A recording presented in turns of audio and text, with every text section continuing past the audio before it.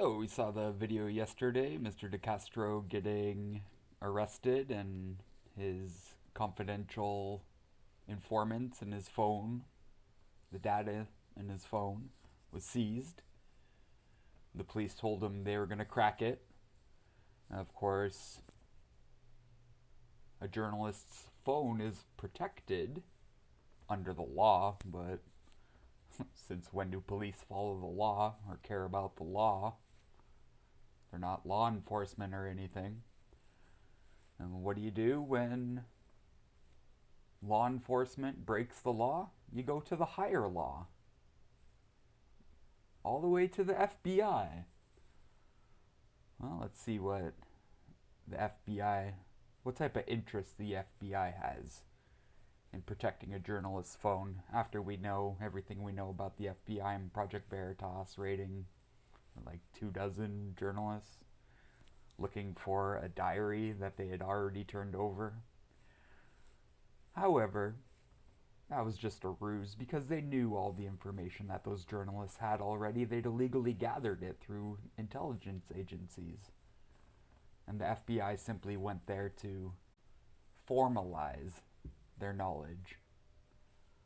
What do they do with Mr. DeCastro? You don't have a phone number and your zip code is 45638. No, I do have a phone. I do have a phone number, but the phone is confiscated from the Ironton Police Department. I'm a journalist. What federal crime are you reporting? I'm reporting a violation of freedom of the press and freedom of speech. I'm a journalist who sued the Ironton Police Department today. They arrested me, confiscated my phone, and told me they were going to search my phone tomorrow. They were going to send it off to a lab. I didn't do anything to have my phone searched by a lab.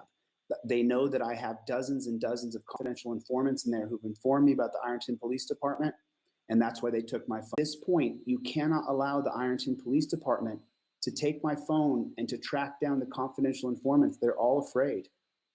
They're afraid. I have on my channel, Delete Laws on YouTube, you can watch dozens of people.